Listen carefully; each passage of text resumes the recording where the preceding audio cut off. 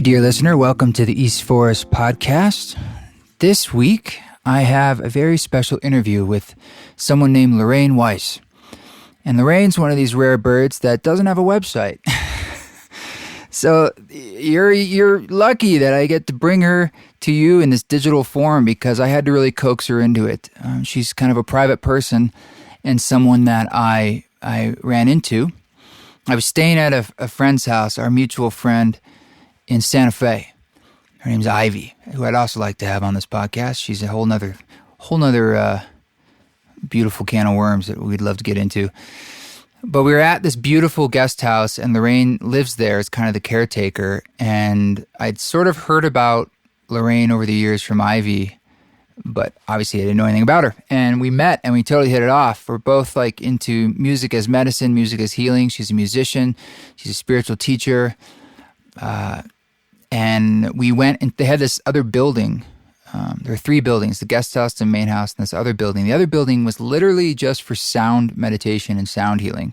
And they had a couple large-scale instruments, custom-made, I'd never seen. And Lorraine plays the sax, tenor and soprano. And I was sitting down, I played a little bit on this little Casio keyboard, and she was playing on the sax. And instantly I could just hear we were totally simpatico, and it was magic. And I thought to myself, I've got to record this woman.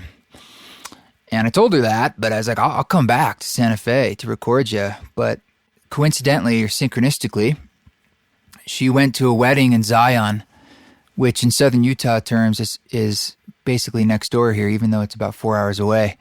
And I convinced her to come down here. We came into the studio, and I've been working on a project that I'll tell you more about soon, but she put a few tracks down for that, and we did this improvisational drone thing also, which might end up on the record, that was just super psychedelic and beautiful and magical. So we just finished recording, and we were in the studio just before dinner, and I said, hey, look, we got about 45 minutes. Let's do this podcast, and twisted her arm a bit, and we did it, and it was wonderful. It was beautiful. And she's someone who has been walking her own walk and has figured a lot of things out for herself. And that's exactly what I like to dig into in this podcast, is to just share that with you. Maybe you can pick up a few nuggets, on how someone has figured something about how they live their own life.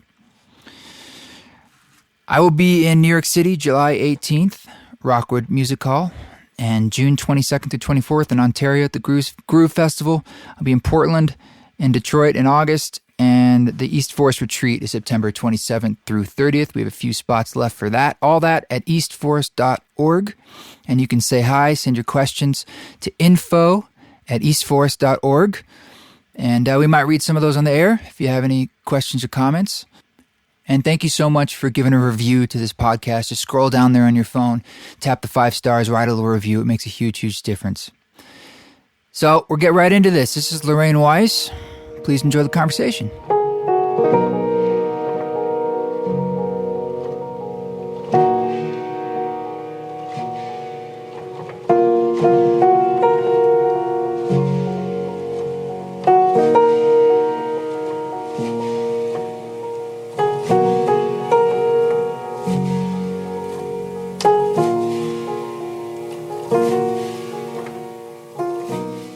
So, we've been recording all day. Yeah. Haven't we? It's been awesome. And I've been whipping you to do take after take with your soprano saxophone. But before we do this, I think I want to take a moment just to reflect on how we even got here. I came to Santa Fe, right, through a mutual friend, and you kind of like caretake that house, more or less. I didn't know what to expect. I knew you were the friend of the friends. And Does that happen a lot, that people just get shoved your way? No, not that often. Only very special, rare birds. Yeah, I've been sort of chasing Ivy through the email for years, and she told me years ago, if you're ever in Santa Fe, you can stay at my place. And I was one of those guys who's like, years later, hey, I'm going to be in Santa Fe. What do you think? And she's like, absolutely. Hook up with Lorraine. And we showed up, and you were amazing. And you have a very special room at that house. It's like a whole separate building of sound healing stuff. Yeah, And she had told me you were a musician, and that always gets me interested in who's coming. And Yeah. I just happened to have that day off, and it was perfect timing. Yeah, and then we did a little jam in the room, and you played your soprano sax, so I was playing a little Casio keyboard, and instantly I was like, wow, there's something pretty cool here. And I thought that was awesome. I was ready to actually travel out to Santa Fe and record you down there, but then you told me you were coming up to Zion. That was an amazing synchronicity, coming to Zion for a wedding. I mean, getting to Utah was not on my bucket list. Yeah, and I really. told you, Zion's like, we consider that in southern Utah in terms to be literally next door, even though it's 3 or 4 hours away. That's next door, so you had to stop by. No, I got all excited. I thought it was really close, and Yeah. it ended up being a pretty magical tour up here, though. That was really special. So, would you consider yourself? I've talked to someone named Alexandra Tanous who does sound healing work, but he actually dislikes the word sound healing. He calls his sound meditations, or he doesn't like that word healing. For him, it's a bit of a trigger, and maybe because it implies that you're broken, or perhaps it implies to him that. I don't know. I mean, maybe for him, it's not about that the sound is like healing you. But I'm just curious, like when I say that, what that brings up in you and what your sort of general approach is or thinking around music and sound. And because you got into this, where that is sort of how you got into it, right? You were a musician, and but then you got more into the healing aspect I played of professionally music. for 12 years, and then at some point I needed to know. I wanted to change my life, and I just had the urge to just go out in nature and play the soprano sax. And that was incredibly healing to me after playing in smoky bars and recording stuff. What drew you to do that, though? I felt like I was sort of deconstructing myself and leaving behind kind of an old life, everything I knew. Because music is very different from sound in some way. You know, when you're a sax player, you're playing riffs and melodies and learning tunes and playing standards. And sound is just sound. I mean, I wanted to make clear tones, and going out in nature, I was just called to sort of play for the land or with the land. And for me, that was incredibly healing. But I didn't think of the work I did with people. I mean, I don't call myself a sound healer. I try not to call myself anything, but... But sound is would you call it a central aspect of the sort of healing work you do? Absolutely. And your own personal spiritual life. Absolutely. Right? Sound and music. When I play the sax, it's usually in a meditative way. But meditation is healing for people. Mm-hmm. And the room you were in that has the sound instruments, those were definitely designed for healing. You know, they even resonate supposedly with different chakras, or certain vibrations can absolutely break up things in your body. So that part of the journey is definitely more the healing part. And I'd say when I play the sax, it's more to create an altered state, you know, to make a space for people to settle into. Do you sing? I chant a lot in my car. I mean, do you ever think that like the sax is sort of like your way of singing? You know, exactly. 'cause it's a breath instrument, and for you, it's a way to sort of express that. Exactly. That prana. I have the syndrome of somebody probably when I was very young told me I couldn't sing. Oh, that's the worst thing you can tell anyone. Isn't it? Well, everyone can sing, right? Everyone can sing. And it's your birthright. Absolutely. And it's that vibration of singing is something, you know, I was told that, maybe I heard this from, I don't know, there was a book, The Psychedelic Experience, that was written, I don't know if it's modern or old. Anyway, one of the tips they gave for people who are having a hard trip is to have them sing. Absolutely. It's sing a nursery rhyme or something. Joy. Yeah, because that vibration too is very pleasing. It feels good. And also it regulates the breath naturally. Because you sing a phrase and you start to get into the sympathetic response of just breathing normally by singing. Well, it gets you in your body, and most people who are having bad experiences aren't even remotely connected to their bodies. Yeah. So even taking that first breath and just settling in, even just making sounds. So you were playing music, playing sax and stuff, and you were saying that you started to get more into just the sound of it, the meditation of it, and doing it in nature. What year is this? Roughly? 1992. 92? Yeah. All right. I had moved from Hawaii in the late 80s, and that's when I was playing more professionally in LA. And I've been sort of, when I was 19, I was a competitive athlete, and overnight, my body kind of gave out. I developed an autoimmune disease, and from surfing in Mexico one day to the next day, I never surfed again my entire life. It just happened? Overnight. Overnight? Yeah. And what was the response in your body that... Surfing in Mexico, got a fever, driving back, one of my knees swelled up. I mean, huge. The next day, the other knee swelled up. I could barely walk. I couldn't walk, really. Went to Scripps Hospital. They kind of just immediately admitted me. And my only thought was, when can I surf again? When can I surf again? They just looked at me and said, you'll be lucky if you can walk again.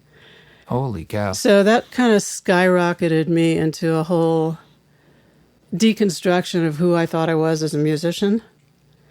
And I did a lot of LSD in the 60s, and, that's definitely part of my life. And from the time I was a little kid, I read spiritual books, studied spiritual things, but this changed me from being a very active, kind of in the world, competitive human being to just a deep dive into something other than that. So by the time I moved to LA, this was when I was 19. So in 92, when I moved to LA, my right hip was going out.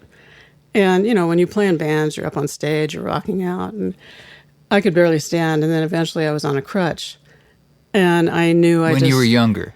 No, when I was in LA in my 40s. When I was being a professional musician. So just going back a second, when you had this happen when you were 19, I was 19. Did it go away, or did it pretty much permanently affect your physical ability? It permanently affected my physical being, and, medicine doesn't really know.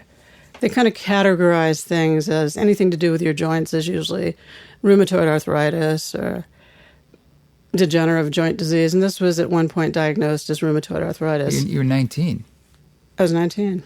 My life kind of ended and began again in a different way. So did it force you inward in a way? Oh, hugely. I mean, my whole identity was surfing from the time I was 14, and having a buff body and being an athlete. And you grew up where? Central California.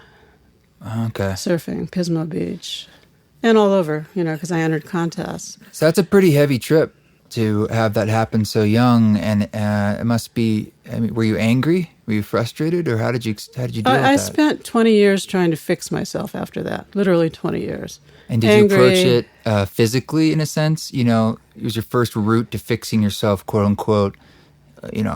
Mechanical, or was it more of a spiritual approach, or nutritional? It was definitely spiritual, nutritional. I mean, at that point in time, I was kind of very lucky to be around a lot of healers who were just starting, like Stanley Burroughs when he started the Master Cleanse. I got to be with him in Hawaii when I first got sick. And so it was all levels. I mean, because I knew it wasn't physical. I even believed back then that most diseases are stress-related. And I had been through all kinds of stressful things. When I was 19, my dad had died. I was arrested in Mexico for marijuana. I thought I was going to go to jail for a long time. After 19 or before? After this incident? No, it was before that. Okay. And, it was definitely, I think, triggered by stress, looking back on it. But at the time, I was angry at the world. I was kind of a victim. I just wanted to fix myself, heal myself. I can sympathize. I mean, for anyone, when you have any kind of sickness, it's really hard, right? It's like not the medicine you want either. Who does? I didn't get it at the time, and people would say, oh, it's a gift or it's your karma. And and I fuck off. Yeah, really, I literally get out of my face, So, that, I mean, and fast forward to today, it is a gift. I really get it. I really live that place. But back then, it took me 20 years to kind of rail at the universe, and in the whole New Age thing of, not being able to fix myself, there's something wrong with me. I went through that phase. And, doing some deep diving and some profound experiences myself. I did some work with plant medicine, and that was absolutely transformative. The LSD or? No, it was more in the 90s. It was ayahuasca, So mushrooms. that's early when that came about. I think we were sort of one of the first waves of that. Wow. I didn't even know what it was when I heard about it. Right. I've told this story before about the first time I heard about ayahuasca was in Rolling Stone. There was an article, and it was about Daniel Pinchbeck. And Oh, yeah. and the story was, it started out like that he was in a Brooklyn apartment with an eye shade, a bucket for vomiting, and was wearing a diaper. And I said, No why? thanks. What? What is this? It's not a stunning endorsement, but... Well, I had a friend, and this was like 1991 when nobody knew who it was. yeah. And I was living in LA then, and I had a friend that was kind of sneaking off on weekends doing something very clandestine with her husband. And I saw her transform, and I said, what are you doing? Whatever it is, I want to That's the proof in the pudding. Yeah. That's the Terrence McKenna line about someone saying, what do we do to convince others? He's like, just live your life so well that people be like, what is your secret? Exactly. You're like, well, man, here it is. Here's one of the ways that helped me get here. Your life is a teaching. And so I was sort of anti-drug at the time. I'd done LSD in the 60s. I didn't really smoke pot. But I saw the change in her. So I finally just said, I want to do this. And it was it was right when I was deciding what to do, because I couldn't walk. I was getting worse. And I was very anti-Western medicine because I had done everything. You name it, holistic and healing and alternative. And, I was in my very early 40s, and people said, well, maybe you should look at getting a hip replacement. And God. I really didn't want to go there. Yeah. But I did this journey, and I really got on such a profound level that doctors are God, too. It's all God. Doctors are God, too. Yeah, it's all God. Right, I was okay. very black and white about don't want to do this. Right. So I had a hip replacement from the best sports guys in LA, and it was like being reborn. Wow. So, nothing I would have ever... I really think the plant medicine experience had me open in ways to see things from a different perspective than I would have normally. I probably would have resisted it and kept trying more holistic things. I mean, I spent a fortune going to alternative doctors. I bet. And nothing worked. And a hip replacement was a miracle. Sometimes there is some just mechanical things. Like when I broke my arm, I broke it twice, this one. And... God bless orthopedic surgeons, right? God like bless that's them. some things we're good at with Western medicine. That's like broken bones and dealing with Exactly. they can do that really well. And I would never take the meds for some reason. Early on when I first happened when I was 19, they put me on steroids or something, and it was a horrific experience. Because autoimmune approach. Yeah. So I never did the meds, but it was like fixed it. Orthopedic guys fixed it. Yeah. And so I've done everything possible holistically and, exercise, diet, all that stuff. But it never went away in the sense of it's a progressive disease. It's still progressing in some ways. But I think, in terms of your life being the teaching, as I evolved in my own kind of waking up and evolution, part of how I live is, and part of what I teach is, you're not this body, you're much more. And so to be able to live with a great deal of pain and yet gratitude and joy, regardless of the shape of your body. It's so hard though, because pain, physical pain especially, it's sort of like this entity tapping you on the shoulder constantly or slapping you in the face constantly. You can't literally forget about it sometimes.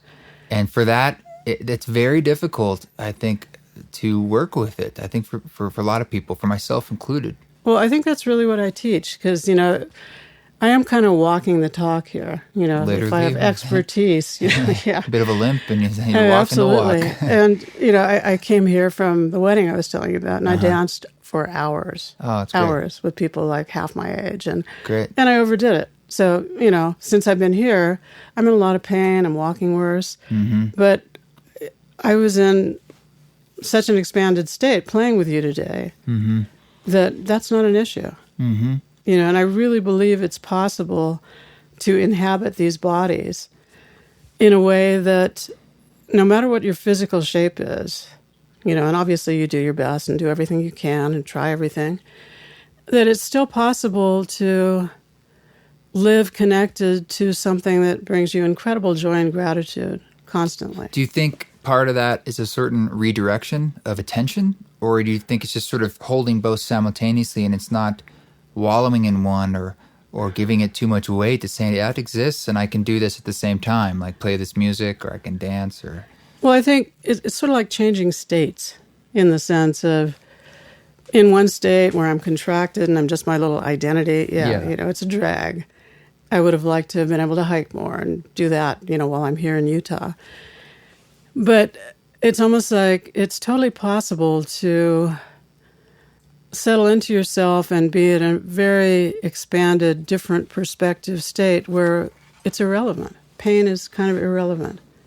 And not all the time. I mean, if it's incredibly severe, and I don't mean to make light of anyone's pain, but this has basically been my journey of being able to walk with this, like you said, simultaneously be in the state of just joy and the fact that whatever's going on in the body isn't as important as the state I'm in when heart open, joy connected to source. What practices, I would ask then, help you get into that heart open state, joy, especially in the face of challenges that are physical? I mean, there's got to be ways that you help you do that, or practices. Well, I mean, for me, it's been a lifetime of practicing. And please tell us some tips. It's simpler.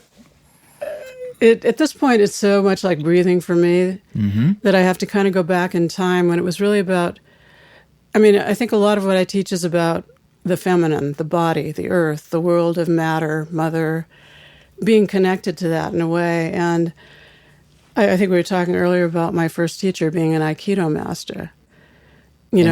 Tell us about what is Aikido? Aikido is a martial art that is more... It's sort of about dancing with what the universe offers you, in a sense. I never really studied Aikido, but he was a master of energy. So it was... Is that Chinese? Japanese. Japanese. The founder was O-sensei, and he was a little tiny Japanese guy. But the beauty of it is, if you have the right teacher, it's really about embodiment. It's really about, with one breath, being able to just drop into your body and being centered. He called his work centering. He did a lot of work in Esalen with the guys who founded Esalen in the 60s and 70s. And he came to Kauai and worked with the all-woman band I was in, my first band ever. And he'd have us get together before we got on stage and just settle into our bodies and connect energetically. And that's been my one main practice for the last 50 years. Settling into your body? Settling into my body. How do you do it? You take a breath. Can we do it now? Show me. Sure. I'm sure it's something you do with yoga. You do it. Obviously, I was watching you play music. You're totally present. Totally grounded. Is centering your body for you, how do I put this? Like, first thing I think when you say that is, okay, sit up, roll my shoulders back. But is it more just about an awareness, or is it about actually a realignment? Well, when it's taking that first breath. You're a breath away in any moment, no matter how wound up you are or how high your shoulders are, how agitated you are. It's kind of like taking that first breath and settling into your hips and your belly and feeling the earth. Recenters you automatically. One breath and you're dropping in. It's like the breath. Well, we forget. The breath.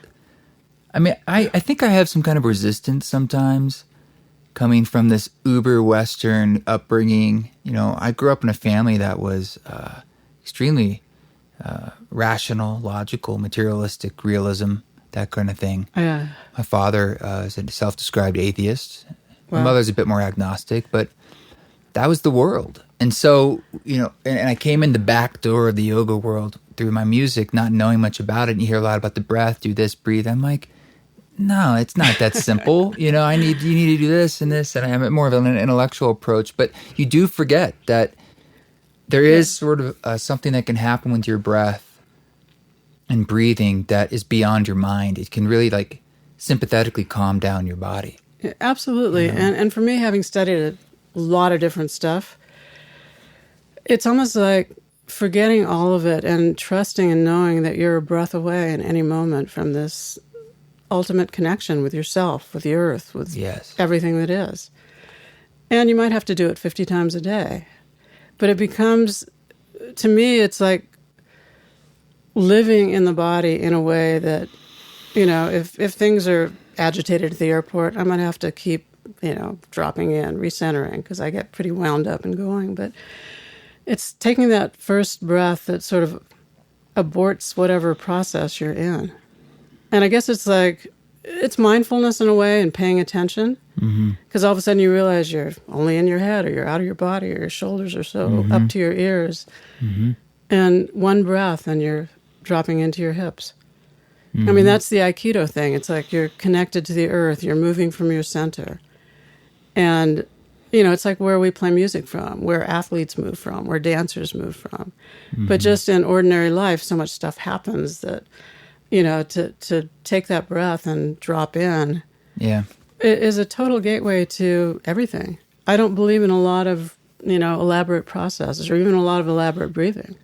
It's so available. It is the diamond in your pocket or the ruby slippers on your feet. There's an app that will track how many times you pick up your phone for you. Wow. And I once tried to develop a practice where every time I reached for my phone, I had to stop first and take a breath. Oh, that's brilliant. Yeah, well, it's like, let's use this thing that I'm stressed out about, this habit, and bring it in to be a way of bringing me more present. Absolutely. So that when you do pick up the stressful phone it's call, like, all right, I gotta take a breath. It gets annoying because the average, you realize you pick up your phone at least 100 times a day. So I think it's 300 is the average. Maybe not for you. Really? Yeah, it is. It is. I'm kind of off grid with that. So. Yeah, I think the app is called Moment or something like that. It'll even track which ones you use and the total amount of screen time a day, where it's like 7 hours, 8 hours, 2 hours. Wow. Yeah, it's fascinating stuff to get those stats. It's kind of scary, but I mean, even if you just use that to recenter every time, that's worth it right there. So you're saying, you mentioned that this is a big part of when you work with people. And so as your life has progressed, you went through this process yourself that sort of pushed you inside, forced you to figure out your own path, and forced you to find a way to just find your own quiescence in your life because of these hardships you had physically. And we've spoken about this a little bit too. When I know you don't like to call yourself a spiritual teacher, but people are coming to you for matters of the spirit in a sense. They're looking for solace. And you often told me that a lot of what you're teaching is more of peeling away the onion in a sense. It's like, look what's already here, finding the simplicity and the ritual in the smallest things in a sense. Absolutely. It's not some great teaching. It's more like showing someone what's there already. Well, it's more deconstructing what people think of as, I guess, the whole spiritual realm of, you have to do this and you have to follow these various rules and traditions. And I mean, I really believe it's all a breath away. I think the more you can deconstruct what you've been taught and be your own laboratory and question any authority, no matter how wonderful it is, that eventually you get to truth. It's like all the Eastern schools of thought where enlightenment comes by asking, who am I? Yeah. And like you said, the more you peel the onion, you do arrive at truth. And my biggest one was, I'm not this body. Because if I was, I probably would have offed myself, 50 years ago. I don't know. That's trial by fire, if I think about it, for you. Yeah. Well, I think everyone, what I've learned is, my pain isn't greater than emotional pain, or people who are suffering because, they don't have a maid, or, whatever it is, suffering Wait, what? is suffering. People are suffering because they don't have a maid? Yeah. That's their problem they're coming with? People suffer. And, Yeah, I know. I don't mean to make light of it. No, but I used to do that, and now I don't, because, somebody could, kill themselves from not liking the shade of their hair, or, crazy stuff to us. Well, it's ultimately self-esteem, stress, anxiety, trauma. Yeah. There's a lot of trauma that people bring with them, whether from another life, but certainly in this life. Absolutely. That isn't really recognized. And some of that insidious small trauma, too. I mean, obviously, it's the big things, but there's the trauma, too, of just a joyless upbringing or Yeah. slow pricks of stress all, every day. Well, and people can suffer. Like, I don't suffer much. I think what my work is really about is, I said a long time ago, and I didn't even really know what I was saying. Sometimes you say things, 20 years ago, and then you realize, yeah, that is kind of what I'm doing, is alleviating suffering in some way. Because my journey myself has been about a perspective and a way of living that I really don't suffer. Pain happens, people die, I've lost my brother. There's pain, there's sadness, stuff, but there's no suffering because there's not a lot of story around it. And I think where people suffer a lot is from their stories or thinking they should be different than they are. I mean, that's coming back to just it's all right here. When you really are deeply connected and present, there may be pain or there may be stuff to do that you don't want to do or hard stuff, challenges, but not a lot of suffering. And I think we're all heading that way, those of us who are working to end suffering in ourselves, which I think is also creates an energy that helps alleviate suffering on the planet or with other people. And I don't suffer a lot. I have pain, a lot of pain, but there's no story around it. Like, I shouldn't have this, or this isn't right, or how did I do to deserve this? Or Do you have to push that story away, or do you just not give it fuel? It's gone. It's gone, or do you see it and it's sort of the mindfulness of becoming present in your body again? Or how have you gotten to a place where that story doesn't take off? My evolution has been spending more and more time living from what I'm talking about, living from that space of connection, living from an energy that isn't about my identity in some way. Although, I'm not saying I don't have that, but the connection I have most of the time. I mean, there's times if I don't have my coffee in the morning, I am a suffering human being. Little things like that or too many bugs in my room. But most of the time, I live from a place of no suffering, especially about the physical stuff. But I've had 50 years to work with it. And like I said, the first 25 or so were victimhood, anger, raging at the machine, God, everything, doctors. Yeah. But actually the place where I live, I mean, in myself, not only is that story irrelevant, but it doesn't come up much. The suffering, the pain, it shouldn't be like this. Maybe I can fix myself. Well, I'm glad that's where you're at. But I know there was a transition. I'm sure that you must have had that in the past, though. You say you did. 25 years. So I'm mostly interested in how you transitioned to that story having less of a voice in your mind. Well, I think that's what the spiritual path is about, is, a perspective and a way of being where your life is your meditation. Everything you do becomes a sacred act, which means everything is spiritual. Everything is God. Yeah, no separation. Yeah, right. And the more you sort of practice that, the more you're able to live in that connection. So you practice it by simply being aware of that, by noticing the God and everything, by centering yourself with your breath, bringing yourself into that presence, not being lost. Well, it happens automatically. It's like, if I look back at my life, it is a rewiring. It is a deconstruction of who I thought I was, of the identity. I mean, my whole identity was about being a surfer, gone.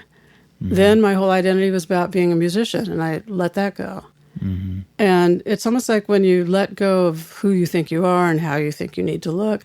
And a lot of it, being a woman and having a body, my body was always, I was buff, I worked out, I was really strong. That was really what was important to me when I was young. Mm-hmm. And all of a sudden that's gone. Mm-hmm. And so whatever I had identified with in the past, there had to be something deeper and bigger that was even more true than that. So we're not really these little personalities and identities and sets of problems and bodies. And I think it's a practice. The practice for me, and it was an evolution, obviously, was just identifying more and more with the truth of who I am, with that energy, with that consciousness, with that space. So who do you see yourself as now? Or do you hold any sort of identity? When I think of who I am and when I know myself to be, and this sounds kind of hokey, love and consciousness. It's almost like my personality, my identity is pretty irrelevant. Loving awareness, in a sense. The old Ram Dass, yeah. No, that's whatever you want to call it. It's not about who I think I need to be, and that arises. But even in my own practice, I'm a breath away from letting it go and just being a certain energy, even when I'm interacting with people. Or, all the programming I had about, who I am as a woman, how I need to look, how I need to be. It's kind of, I'm not saying it doesn't arise, but most of the time it's irrelevant. Who I think I need to be is irrelevant. I could quit doing the work I'm doing and do something else. I truly get it doesn't matter what I do. And I think that's another one of the biggest deconstructions I do with people is, who would you be if you couldn't do what you're doing? Identify with your work. Exactly. I know that's a big, big, big one. Yeah. And it is huge because it doesn't mean you need to stop doing that, but who would you be if you couldn't play music? You don't mean what would you do? You mean who are you? Yeah, exactly. If you didn't have that right. musician identity or surfer identity or whatever it is that one identifies with as themselves. Well, it's actually sort of a trick question because how do you answer that? Like, who am I without the job? Who are you? But that's the peeling the onion. That's the biggest spiritual question there is. Yes. And I was forced into that, like I said, at an early age. And so, there's my identity and it's what it is. And people spend a lifetime trying to make their identity better. Their personality or their ego. Right, they're public. The way they see themselves in public, in a sense, is how they identify often who they are, versus just sort of their private ego, and is a very different thing. Social media makes that even more amplified. Yeah, you buy your own PR in a sense. Right, well, you are your own PR agent. Everyone's their own PR agent now. Yeah, I mean, so. It's like you were saying, some people call me a spiritual teacher, some people call me a shaman. Some of the words they're such buzzwords that it kind of puts me on edge, but it doesn't really matter. I don't care what people call me. Well, they just kind of, I think, at the end of the day, you figured a few things out for yourself, and they want to, they might be a little further back on their own path, and they're just looking for some tips and some help. Yeah, and I think that's what makes me effective in that way is, there's probably no kind of suffering that I didn't go through. Oh, yeah. Sort of losing my identity. So I can absolutely have compassion. And, because I've had to work at this much longer than most of the people I'm around, I'm older, I can see where they are on the path. And I can see where they're trying to fix their identity to get a better job or, to be something in the world. Yeah. And that's actually not what I offer at all. People come to me and they have their external goals. And I just say, well, this is... What I have to offer is an inner journey. I don't really have any big concerns about what you're going to do with this. It's more who's doing it. Who are you? Because that's been my own journey to where it really doesn't matter what I do. I love doing this, but if all of a sudden I couldn't play music, I'd do something else. Or it's just that you're not identifying with what you're doing. Like you said, it's sort of the how you're doing it anyway. Or who's whatever doing it. You're doing, yeah. Washing the dishes or playing music. Absolutely. I mean, you get to say what's sacred in your life. And I meditated every day for 20 minutes from the time I met the Aikido master, Robert Nadeau, till I was about 40. Well, till I started doing the plant work. And I realized that there's no separation between my life and meditation. Right. I learned washing the dishes as a sacred act, or walking through the crowded airport as a sacred act. And so it's almost like, I like a lot of silence and just being present, but I don't do any kind of things that are separate from just the beautiful mundaneness of my daily life. The beautiful mundaneness. Yeah, I love that. Yeah. Yeah, it seems like in some ways, I mean this with all due respect, that you're like the anti-teacher. It's like you're teaching the thing that's just like trying to tell people, it's like, here's actually what you already know. Exactly. And it's like, don't make me your teacher. You're your own laboratory. Don't listen to other people. Question everything. Even the great traditions. This is a whole new time and place. it's a time of the feminine too. And when you look at who started a lot of the great traditions, they were all male. Yeah. And there's kind of a different energy that's happening now. So for men and women, so it's like, how do you deconstruct what you've been taught and really be present with what's true for you? Yeah. Because especially everybody studies everything now. And to be able to look at, well, even if this great Buddha-like person, 1,000 years ago said this, is it true today? Or even if indigenous cultures have been doing it this way forever, is it relevant now? Well, it almost seems to be harder these days because there's so much information and paths and teachers. And I've always thought that the hardest thing to do would be develop your own religion. It's like the religion of you. That's so funny. That's I actually joke about this. Yeah. And it's start your own church. Yeah. All the great teachers, like, Jesus went into the desert. Buddha sat under the tree. Yeah, what's your 10 commandments that are just for you? Exactly. Yeah. In the Church of Lorraine, we need a cappuccino every morning. It's a sacred sacrament. We look at the It's mountain. a ritual, too. Absolutely. Yeah. And I think, I even see people, white folks doing indigenous stuff. And it's like, that's beautiful, but what did your ancestors do? What do you do?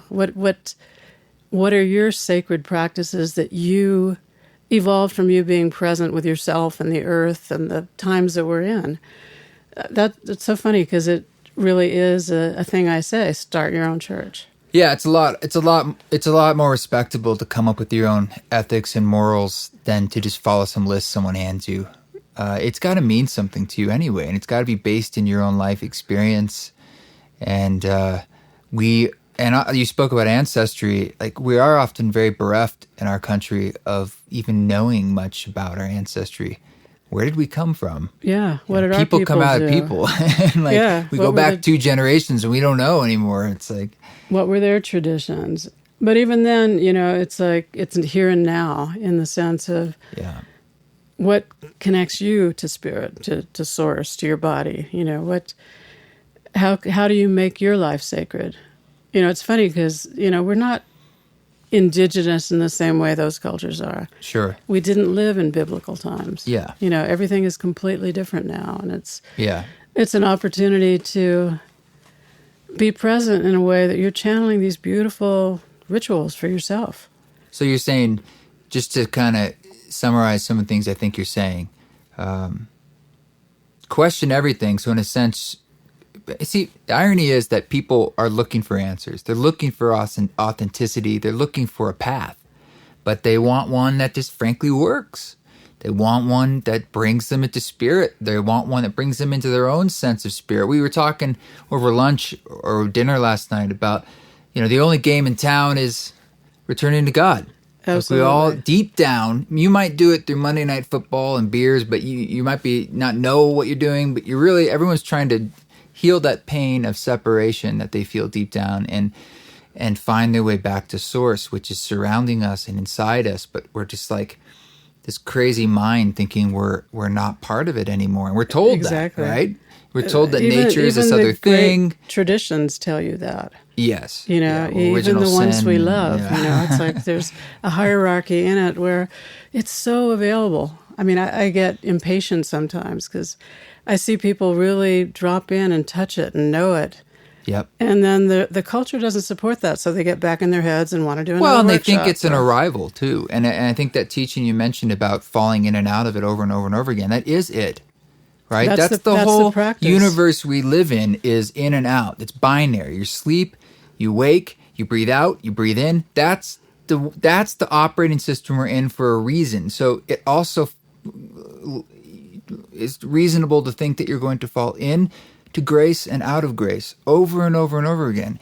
And for me, it's the compassion I want to have with myself for that process. Absolutely. As opposed to being, oh, God damn it, I did it again, or I was lost in that, or I got angry for a week, or I'm depressed, or whatever it is. Well, it's like being angry at a child. That part of our identity is just immature. It probably is formed when you're 2 years old. And the truth is we're in grace all the time. Right. It's just we forget. You are grace.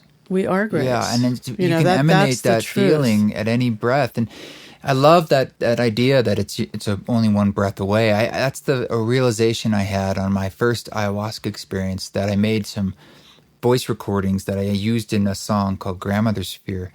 And the line of that is, do you want to know what enlightenment is?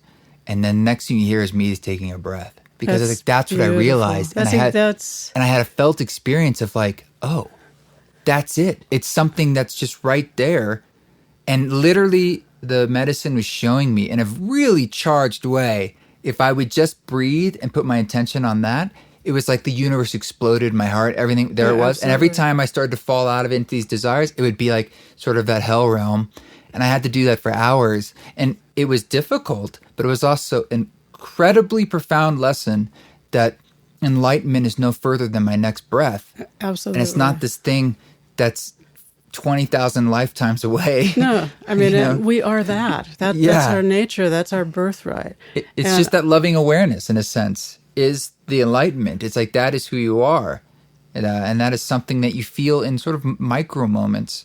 And but it can be longer and longer. Sure. That's a thing. But what you're saying is like when you wash the dishes or you have that ritual with the cappuccino, it brings you into yourself in a certain way, into that moment. And it's like you can enjoy that and amplify that experience by just noticing that. And that in itself is a great teaching. Well, that's the sacred act. That is bringing yourself present, taking a breath, connecting with the truth of who you are in any moment. I mean, I say that over and over again. You're a breath away in any moment from connecting to yourself, source, or at least with the pain, incrementally. Even with Absolutely. that's the big thing. I think people think they're going to erase these things or it's going to go away. But you're saying, for instance, for yourself, even with this physical pain, you're still not no further away than a breath from that grace. And you start to, it is a rewiring. Your whole nervous system starts to rewire to that state of expansion and peace and connection. And we forget, and we go into our heads, and that's where sometimes you have to take that breath 100 times a day. But it's sort of a neurological reprogramming. The more you spend in that state of really open-hearted oneness, connection, the more it becomes where you live from. Well, we'll take your word for it, and that can be something we can, we got to hold the faith too. Absolutely, you have to trust, pain. No matter how bad it is, one breath. And you're a little better. And it's like building little bricks in a larger building. All right. Exactly. I love it. I know we got to get to dinner. Okay. But well, I really appreciate that. I appreciate you sharing your personal story. I know I don't want it to feel like Cliff Notes for you, but there's a lot there in the simplicity. And so I'm just grateful that we could even dive into that a little bit. Well, it took a lot of deconstruction to get to the simplicity. No doubt. Me. No doubt. All right. Well, thank you. Thank you, Trevor. Well, there it is. Thank you to Lorraine for sitting down with us and sharing some of her life and opening up to us. That was really sweet. Please do give this podcast a review. And please do say hello, info@eastforest.org. You can also send your PayPal donations that way to offset the cost of this podcast. The music you're hearing is from the Karen Deluxe album, which is the collaborative record I did with Keith Sweaty. And this is the song Hearts Are One, but with just the piano and the strings. We call it Hearts Are One Stripped. And that was sort of a happy accident in the studio where we muted everything except those two tracks. And we were like, damn, that's pretty cool. And beautiful and sort of this ethereal contemporary classical thing. So yeah, those are live strings played by the Bizarre Star Strings of Portland, Oregon. We recorded the strings in Portland and we recorded that piano on my Charles Walter upright. So we'll catch you next week. I've got a lot of touring going on, so I'm trying to backlog some of these podcasts so they can come out once a week on schedule. I'm doing my best to keep this ship going. Hope you're enjoying it. Keep walking your walk. Don't take any shit, but if you do, do it with grace.